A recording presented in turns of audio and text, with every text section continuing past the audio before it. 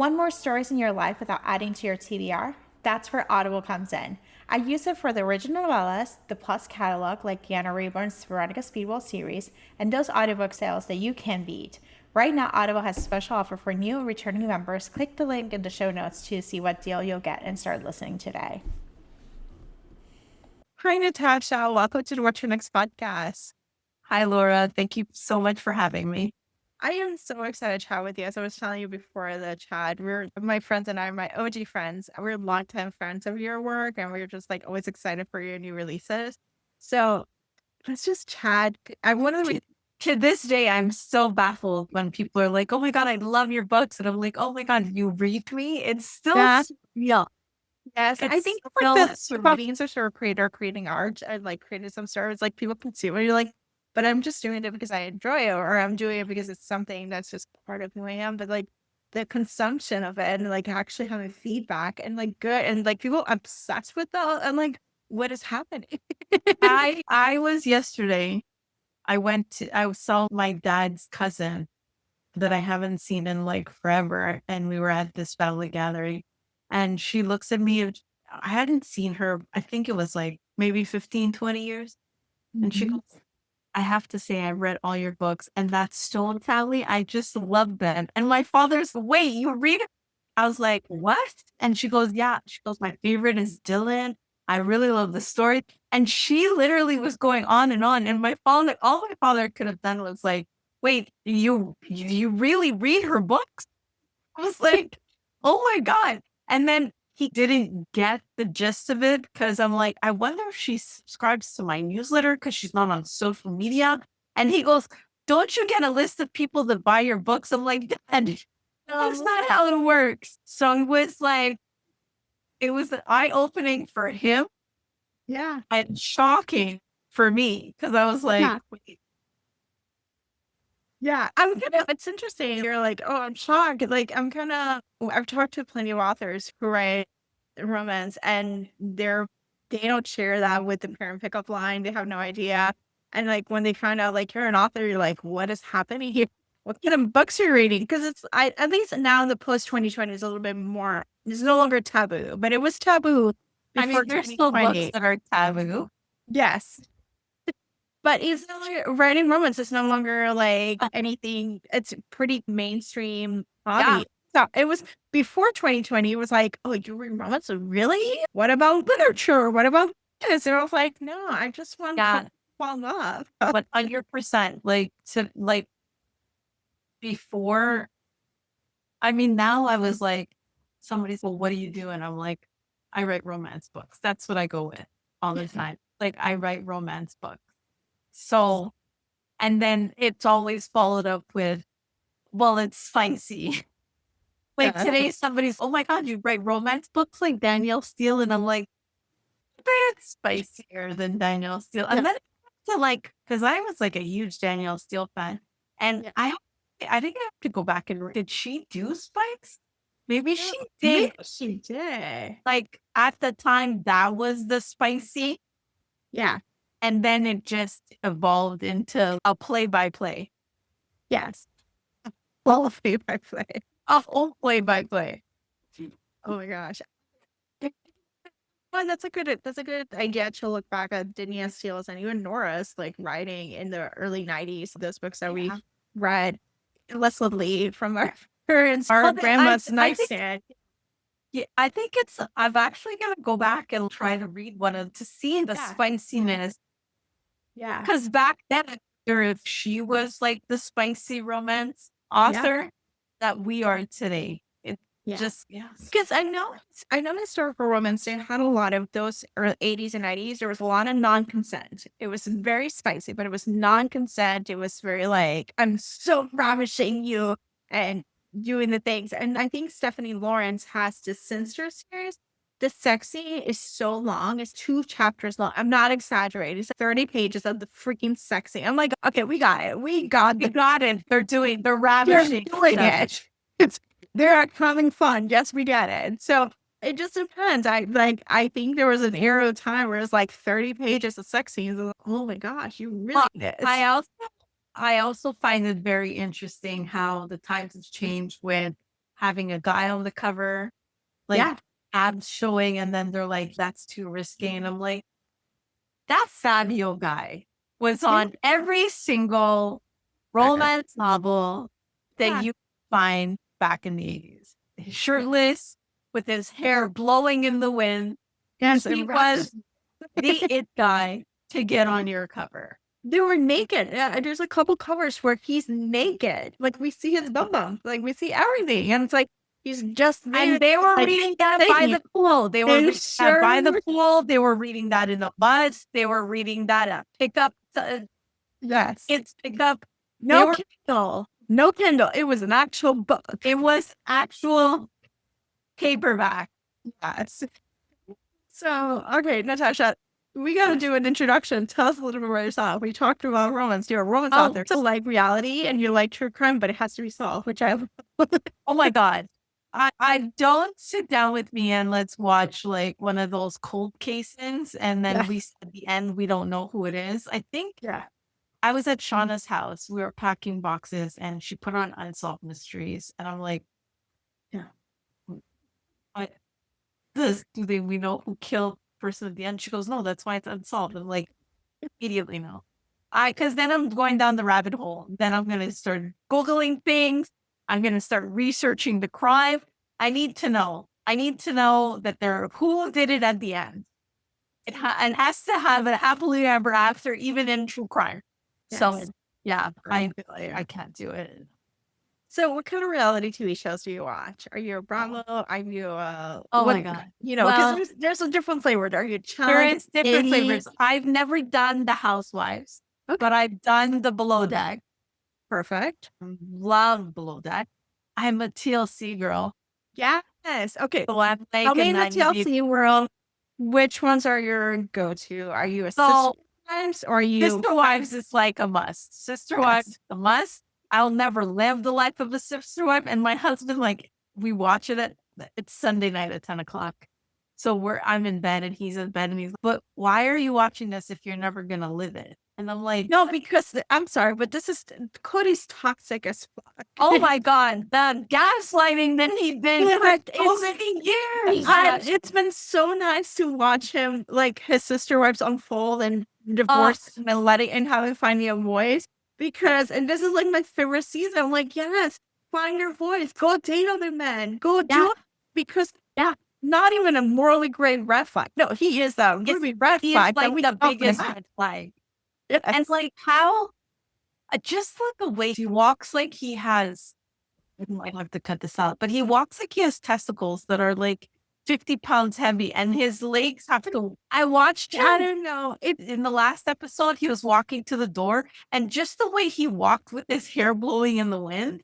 With the ringlets. Did he do curl patterns? He's keeping his curl patterns really well. So he has a blotch of hair here and then he's bald all here until the back. Yes. So I find it hilarious that he's on the Special Forces one. Yes. And I only watch when they troll him. Yes. Like I'm all there for it. So I'm a huge Sister Wives fan. I was a huge 90 Day Fiance fan, but then it got like to the point where they're really not good. Like this couple really they're not going to survive. Yeah. So it got to the point where that's like kind of phased out because it was like, guys, it's a red flag. Like you've never met this girl, not even on FaceTime. Yeah. Why are you traveling to her country and going door to door? Yeah. So I'm kind of like a TLC fan. But then after I used to like Selling Sunset. Then that's like. Then you just got to produce. Like, exactly. It was like, I really like I was like a huge The Bachelor.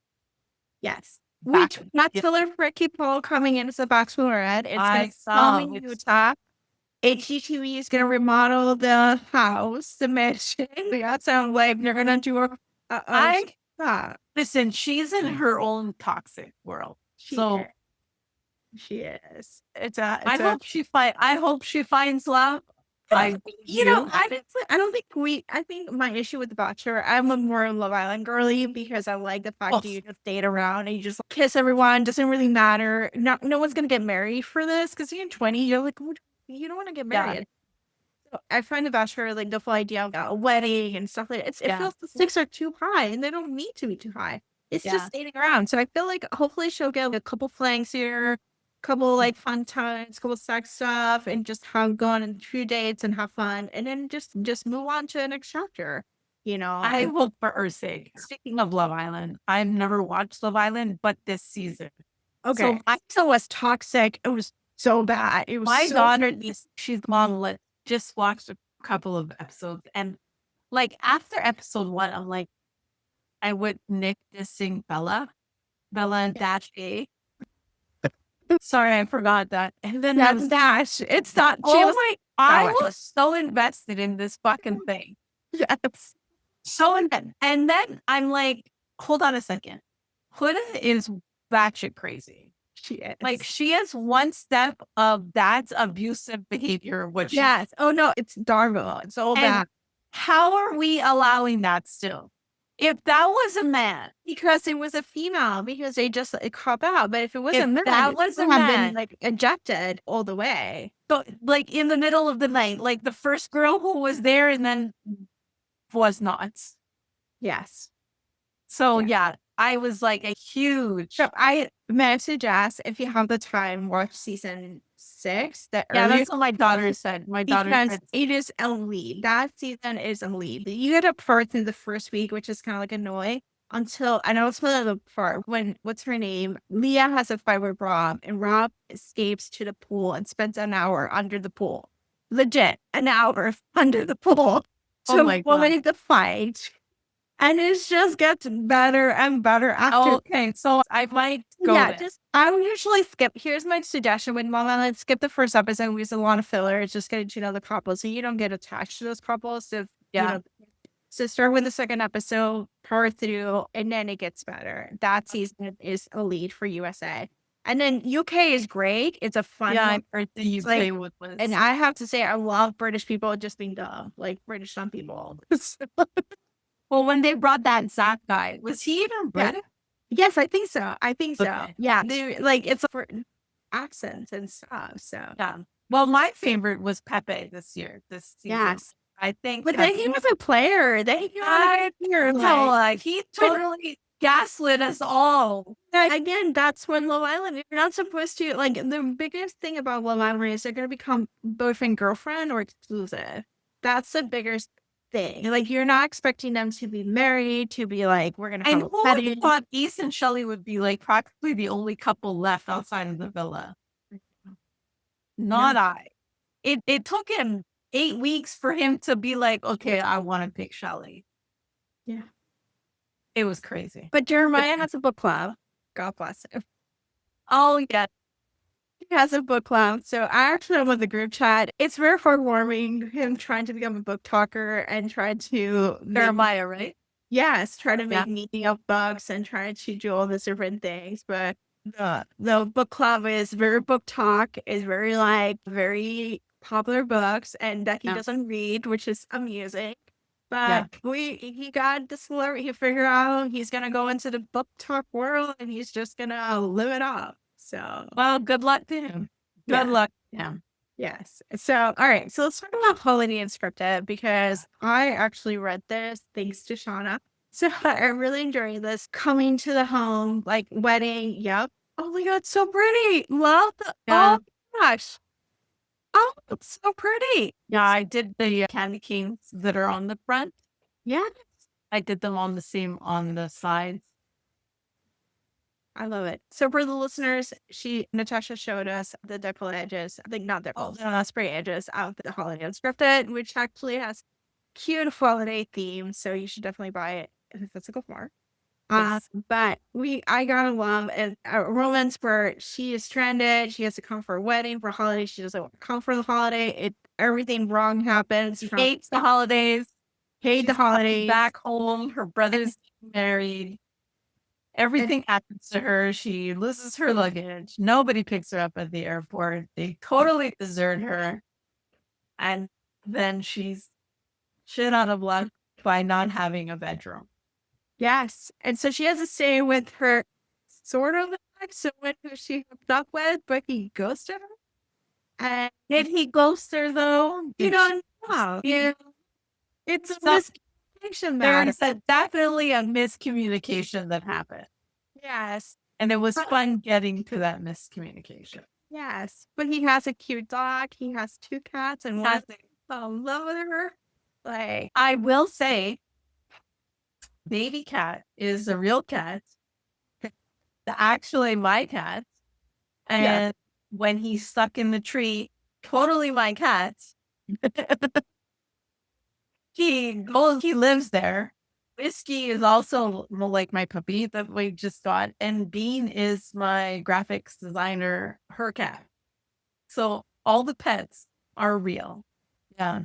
I love this. I actually enjoy like just getting back into Christmas spirit where you're Scrooge. You're like, I hate Christmas. And I'm just I gonna really hate Christmas. Like, I really hate Christmas. And it was so funny. So I had finished writing the books that I needed to write, and I had not a spare minute, but I was going between the hockey and my small town, and I had a break.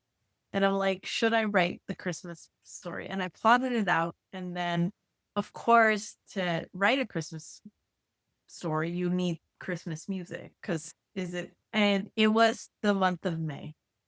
And I was blasting all these Christmas music songs. And my son came in the room and said, Mom, you're fucking killing us with this fucking Christmas music. You won't even let us listen to Christmas music at Christmas time. And now you're listening to it in the month of May. And I'm like, I have to get into the zone. I'm already over Christmas and we were in May. yeah. And now, so I was gonna ask because this is a typical like, question: how do you get in the Christmas zone when it's not Christmas when you're writing this? And I always you hate Christmas too. And just so what led you to write a Christmas book? Like, I thought it was a good idea at the time. yeah. Did you end up falling in love with Christmas, or you just no? Everything that like happened in that, like that's wrong with Christmas is in that book. Like, it's so commercialized. I mean, I love Christmas for the fact of getting together with your family. That's my favorite part of Christmas. I don't like the lead up to it. Yeah. I don't like how, I mean, back in the day, I was just happy to get together with my cousin. Like, it didn't matter what was underneath the tree. Yeah. And now it's expected. This is what I want underneath the tree. Here's my list. Here's the spreadsheet. Here's the links to buy it. It's just gotten to the point where it's not about the holiday anymore and getting together. It's about the commercial products. I get it. I actually gifts are not my love language. I hate gifts. I hate receiving gifts. I hate because there's a lot of trauma around that.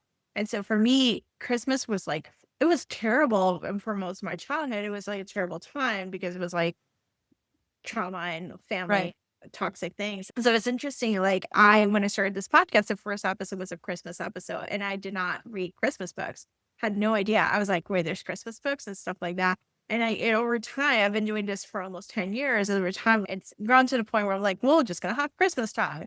Do I buy into it? I'm like, no, I like the idea of a little bit of escape, a little bit of cheer and stuff like that. The idea of coming back home, seeing family, what it could be, what it can be, and a little bit of love and a little bit of things. But the idea of like how it is right now, where it's like everything has to be a gift guide, everything has to be like a specific thing. You have to go and compete. And right now, the economy is like trending. Well, it's like the gifts just keep getting bigger and They more. get bigger and bigger. They get smaller, but more expensive. Yes. So when my kids were growing up, like they wanted like a Tonka truck, which is $35. Back then it was $35. But then as the time went on, they're like, I want an iPad Nano, very smaller, but triple the price. Yes.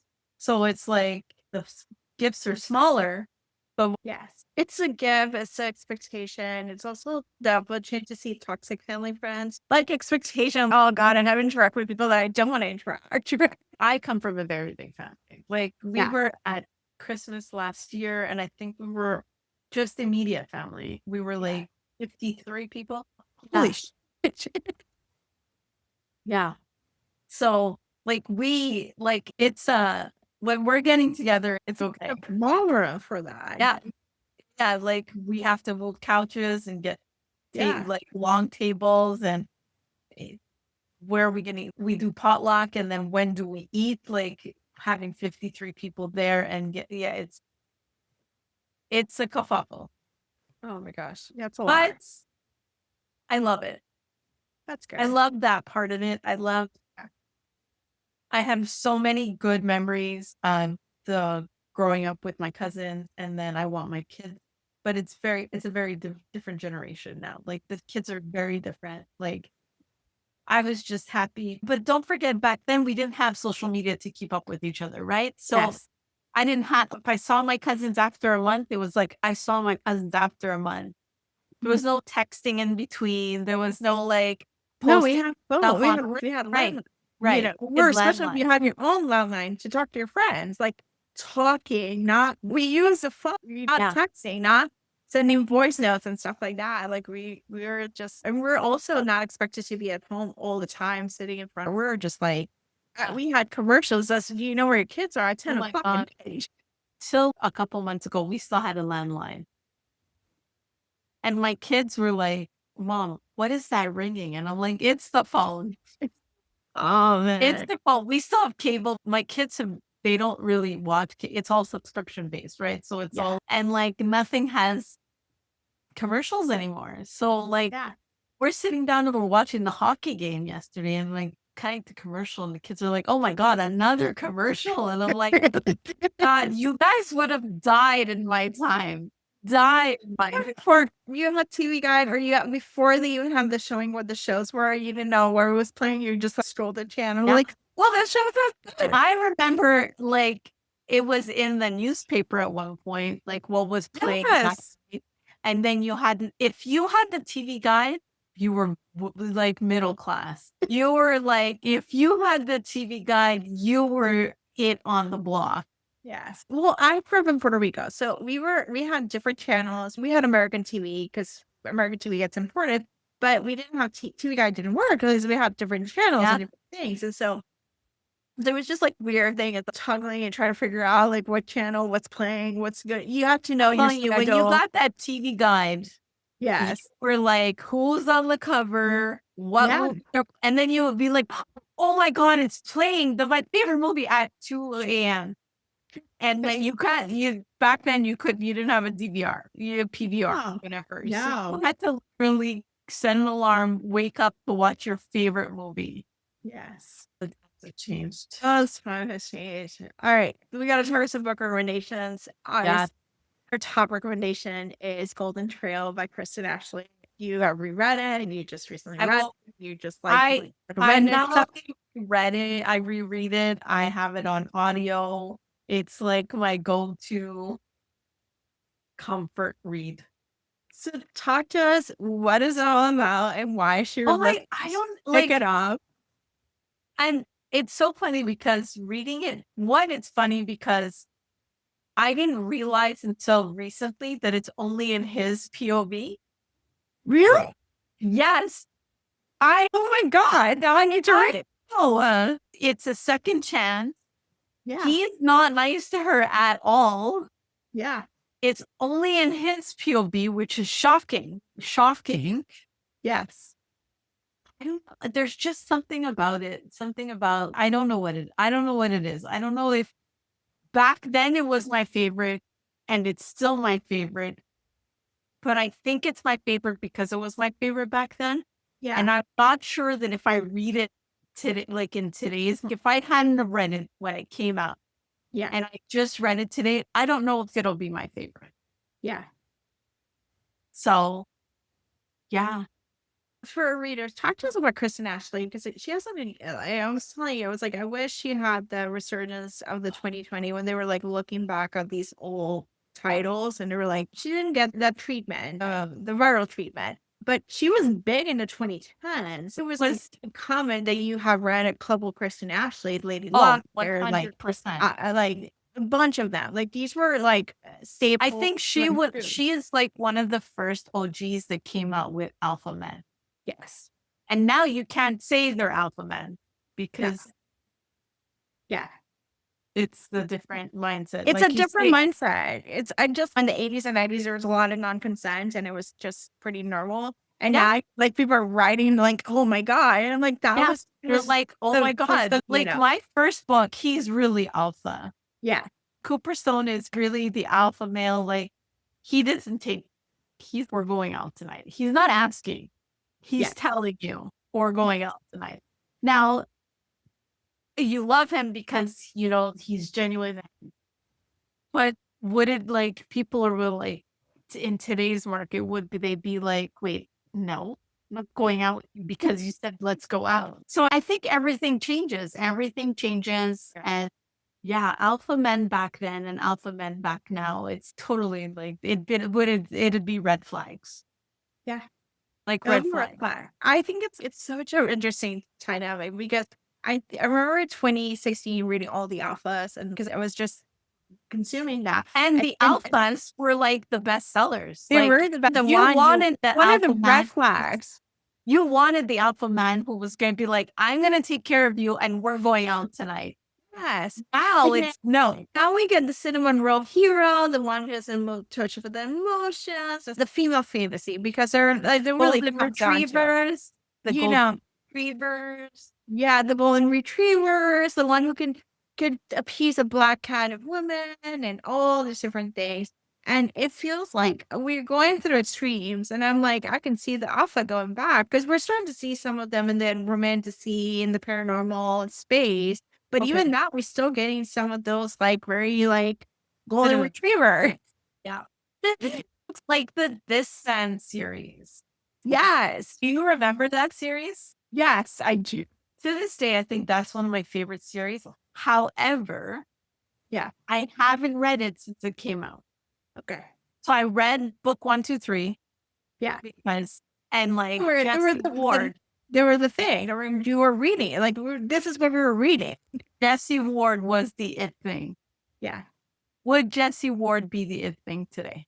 No, they're not. But you know what? We kind of have to go back to a little bit. I think we need to go back to the halfway point. It doesn't have to be so extreme one way, or it doesn't have to be extreme the other. But like, I find that in like the dark romance, Yeah. that's where the alphas are at. Yes. I love it in Mafia. I love it when it lines you on the side. And like, Was it Haunting Adeline where like he had sex with a gun? yes, I think that. Or there was one where he like cut her face or made her face bleed and then dumped her head inside of shark infested waters. Yes. Like red flag. Red flag. Yes. Like that is a red flag. Forget the alpha. Yes. That's The like kidnap red one. flag. I don't know. The kidnapping one. I don't have a popular episode about. I don't know if I do out a Captive Captor, but if not, I'll be posting it on Captive Captor because kidnapping is holy shit. It's a freaking red flag. Yeah, It and is they're a all full like, history. "Oh, we're gonna kidnap you. Take me." I'm like, what? Yes. But yet you're talking like that you want to cancel the guy who's we're going out tonight. Yes. So yeah, I don't think know. it's been, I mean, if you've been around as long enough, Yes. even the way that it's changed, you're wondering what is next. Yeah. I don't know. I hope that we get to a happy medium or some sort. I will say, I hate the tropes that like people are like, oh my God, what are the tropes? What does it matter? It doesn't really matter. It's a story. It's about a Like, couple. and like now everything is a trope. Like a gold person, farm girl, like Yeah. everything is a trope. Yeah, it really is. And I know this is for selling for us this idea, but like a lot of times you just have to look beyond of like the formula. Oh, this is the formula. This is what I like. This is what I'm going to do. Like, I don't know. Not every trope is going to work. Not every trope, the way it's your favorite trope may not work for that kind of particular story. It's about the characters. It's about what is actually happening to the story because it's not just internal conflict. You also have external conflicts. There's more to the story that you're working with. I think we moved to this idea. I know they complain about thinking books are fast fashion, but it's how we're marketing the books are just getting to the point where you're not really sitting down and enjoying the freaking story. Like, point blank. I will say the hockey series that I just Yeah. finished, Only for Tonight, Only for Love, Only for Him, Only for Her. I wrote the second book And Yeah. I wrote the book the way I wanted to write the book. Yeah. And then I finished it and I said, Shauna, I don't even know if this book has tropes. I Yeah. don't know what the tropes are. I wrote the books the way that I wanted to write the books back. And maybe it's going to be shoot me in the ass because Yeah. I don't know the tropes. So we like came up with tropes. But it's like, what trope is going to get the people? Like, and then are they turned off because of the trope? Like Yeah. you're like, we don't like surprise pregnancies, but we like them to be pregnant. And I was like, Not like you're the good pregnant. It makes yeah, I don't like that trope, so I don't want to. And I'm like, but you like love stories, and it's a love story. Yes, I think it's a conversation that it's an ongoing conversation about how we market our books and like is it a detriment to mark them tropification that it has all these tropes and you have to do all these search engine and it has to be found this way, or are we able to see literature for the sake of literature or like a book for the sake of a book and enjoy the story for the sake of the story? Yeah, and then are you going to take a chance on the book because say it's not the tropes that you like? You hate the tropes, but you like the blur. Yeah.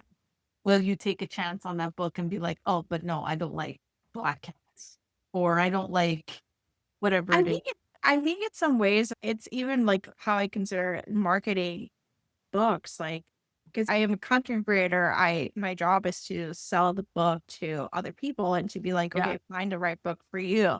And I yeah, think in some ways is like looking less about maybe the trope is the Trojan horse and then just basically telling you like, here, this is a story. I know you don't like it, but yeah, this is why you actually should read this story. Now, yeah. you don't like if you don't like Christmas, Unlimited Unscripted might be the book for It's you yeah, because it exactly. actually gives you it gives you a place to one understand that you're not the only one. It makes you Yeah, feel alive in a place where everything's Hallmark, everything's Christmas. it's Then mixed. this is a book for you, and that's where it's like looking from that perspective, like how we sell the book to a Yeah. place to the reader that needs to read the book. Yeah, no, it's Sure. always interesting. It, And like I've been around, I think, for 10 years now, and it's like yeah, the adaptation of change. And like I I write my books so far ahead yeah, that is this trope even gonna be good when this book releases? And I was like, I have to stop looking at the tropes that are now and just write the yeah. story that I want to write. And that's the story that I think in some ways it makes you a leader in that space as opposed to a trend chaser. Like it makes you yeah, like you're setting the trend, you're setting the space as opposed to yeah. being someone who's following whatever is chasing the Right. trend. It's a And hard it's thing. hard. It's hard because the trend changes like So in quick. a blink of an eye. Yeah. Like hockey is the big thing now. Yeah. In a blink of an eye, football's coming back and the football is going to be the top of the league. Or like Cowboys are in now, but hockey players aren't in. And I think some people are like, well, let's do a cowboy who plays hockey. And I'm like, no. Oh, I read those. Yes, those are. I sometimes I call them the everything in the kitchen sink tropification, where it's like those cookies and you do everything in the kitchen sink cookies. Those they're book form and they're just And I think it comes back to they're like, oh, they're chasing what's in the market now instead of just writing the book that you think you should write and what the yeah. characters are going to do. Yeah.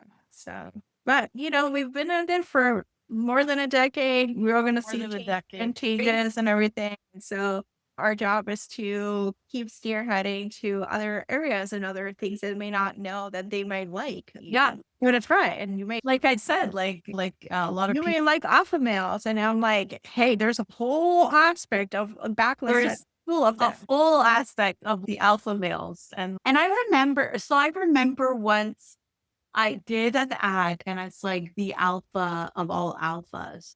And somebody bought the book and emailed me and said, when does he turn into a wolf? And I said, what is he talking about? And they're like, well, when does he turn? And I'm like, dude, I think you're reading the wrong book. Yeah, And because I had taglined it, the alpha of all alphas, yeah, they were like, when is he turning? And I'm like, turning to a what? yeah. So you also have to watch out what you say. Yes. All right, Natasha, we've talked long enough and I don't want to keep you a little longer. So tell us where we can find you online. I am everywhere online. Anywhere that you want to find me, you can find me. I'm on Instagram. I'm on TikTok. I'm on Facebook. Is Facebook even a thing now? I don't know. They're Nobody's on. on Facebook anymore. I love Facebook. But I'm an OG Facebook girl. I'm not on Snapchat. That's okay. I'm not either. So don't worry Is about that even a thing it. anymore? I think it is a thing for the younger generation. I don't know. I didn't understand. I didn't get it. I'm an elder millennial. I'm midlife now. So Definitely. not, don't. I think that's the only Yeah, we've been on only thing I Facebook for never- 20 years. Like I was reminded I've been on Facebook for 21 years. Like it's a long time. It's a long time. I think I had a Twitter account, but now it's not. I'm definitely not on Threads. Oh, that's okay. That's okay. You are not missing out. Because that apparently is You're missing out. That's just what what happens. where you go to die. Like Yes. where your soul goes to die. Yeah, you just don't need to be there. Like, I can tell you as someone who's in the asylum looking at, I'm like, oh, you don't need to be there. Yeah, no. I had to create an account because they said if you didn't create an account, then somebody could take your account. Yes. But then you can't delete the account or else it's going to delete your Instagram. Just So keep inactive. it's all like it's in the cloud. It's in the cloud. It's in the cloud. You just saved us, so no hacker can come in and act like Natasha Madison. But it is okay. Go for it. If you're gonna do it, go for it. I'd aim higher, but if you want to do it, Awesome. Well, Natasha, this was a pleasure talking to you. thank you so much for taking the time to talk to me. Awesome. Thank you so much. Thanks for listening to the What to Read Next. For more book lists, cozy reads, and library tips, visit the whattoreadnextblog.com. Your next great read might be waiting there.